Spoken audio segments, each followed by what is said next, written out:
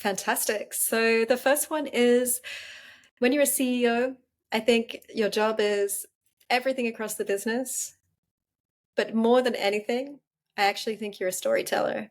And if you can think of yourself as a chief storytelling officer, somebody who can connect with investors, connect with your customers, you have to be able to tell a story that engages and delights and pulls people in, both with heart and your head, which really is my second tip.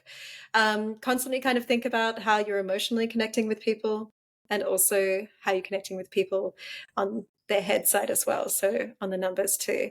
I find myself switching between those two things. And I think particularly for early stage fundraising, it's probably essential too.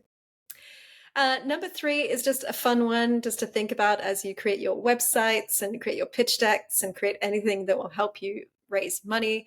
It's eliminate the word help from your vocabulary.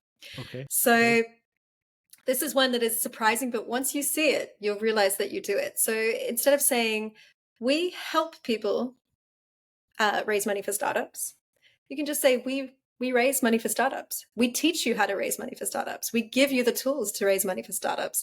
The thing is with help is it always feels like you're doing half, like we help you, but you have to do the rest of the work.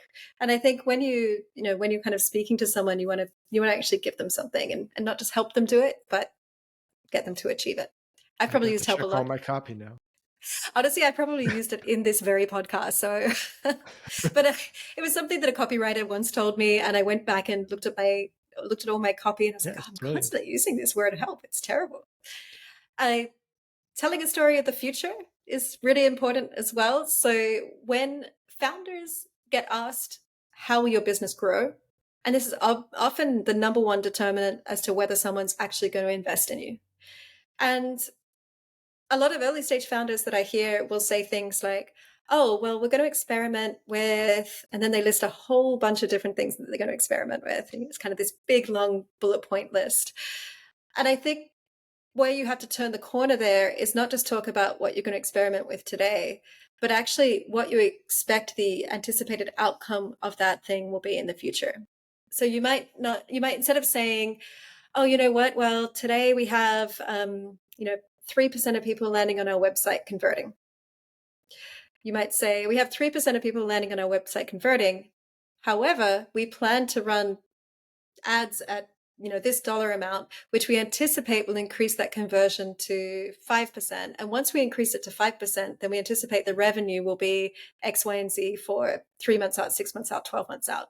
So you're constantly kind of projecting to what you anticipate the future outcome will be versus just speaking about today. So always tell a story of the future is my number 4.